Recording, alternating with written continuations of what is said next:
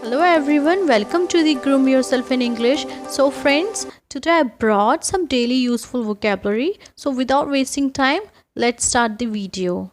So let's see what is our first word. So our first word is thopna, means impose. You are imposing your will on me. तुम मेरे ऊपर अपनी मर्जी थोप रही हो.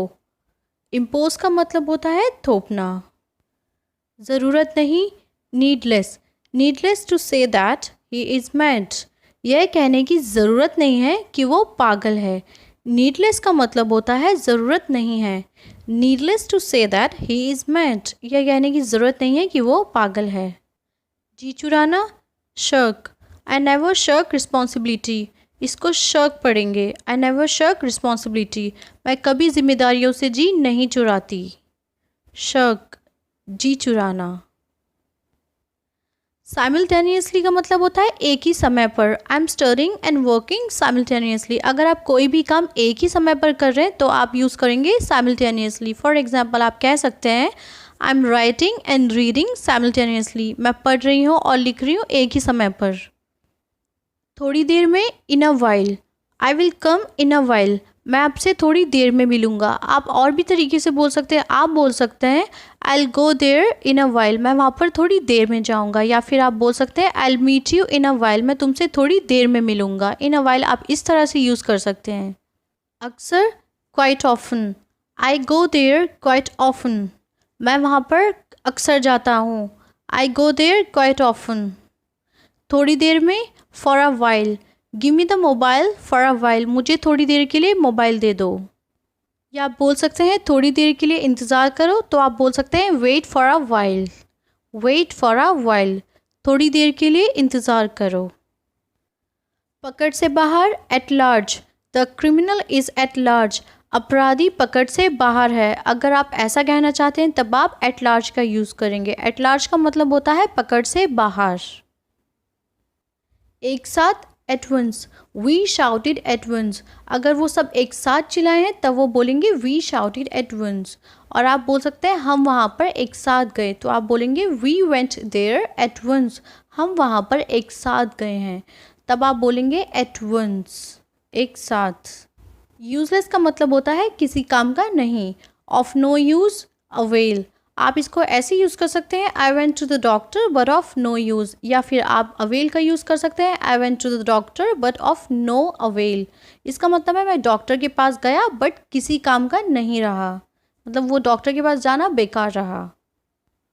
बगल से गुजरना मीन्स पास से गुजरना. पास बाय, उसको हम बोलते हैं pass by. For example she pass by me. वो मेरे पास से गुजरी. या फिर आप बोल सकते हैं I passed by that shop. मैं उस शॉप के पास से गुजरा. तो पास बाय का मतलब होता है पास से गुजरना. पूरे दिन या पूरे वक्त, इसके लिए हम इंग्लिश में बोलेंगे all the while. For example I kept on studying all the while. मैं पूरे दिन पढ़ती रही. या फिर आप बोलेंगे you kept on fighting all the while.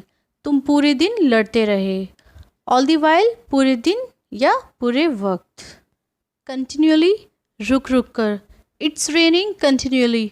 बारिश रुक रुक कर हो रही है. कंटिन्यूअली का मतलब होता है रुक रुक कर. ठीक ठीक और पूरी तरह से, इसको इंग्लिश में बोलते हैं precisely. I can't remember precisely what happened.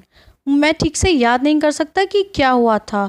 I can't remember precisely what happened. लगातार, कंटिन्यूसली. It's raining continuously. लगातार बारिश हो रही है. कंटिन्यूसली का मतलब होता है लगातार. रिप ऑफ का मतलब होता है लूटना या फिर बेवकूफ़ बनाना. The vegetable seller was ripping me off. जो सब्ज़ी बेचने वाला है वो मुझे बेवकूफ़ बना रहा था. या आप बोलेंगे वो मुझे बेवकूफ़ बना रहा था, मुझे लूट रहा था. आप बोलेंगे he was ripping me of. He was ripping me of. वो मुझे लूट रहा था. नकल करना, imitate. I don't imitate you. मैं तुम्हारी नकल नहीं करता. या फिर आप बोल सकते हैं डोंट इमिटेट मी. मेरी नकल मत करो. इमिटेट का मतलब होता है किसी को कॉपी करना, नकल करना. आफ्टर अ लॉन्ग, बहुत देर बाद. For example Ram came after a long. Ram बहुत देर बाद आया. आफ्टर लॉन्ग, बहुत देर बाद. Probably, शायद. For example, I'll probably be a little late. मैं शायद थोड़ी लेट हो जाऊंगी. I'll probably be a little late. मैं शायद थोड़ी लेट हो जाऊंगी. So friends, for more video, stay tuned with me. Thank you for watching. Please like and subscribe the video. Bye bye.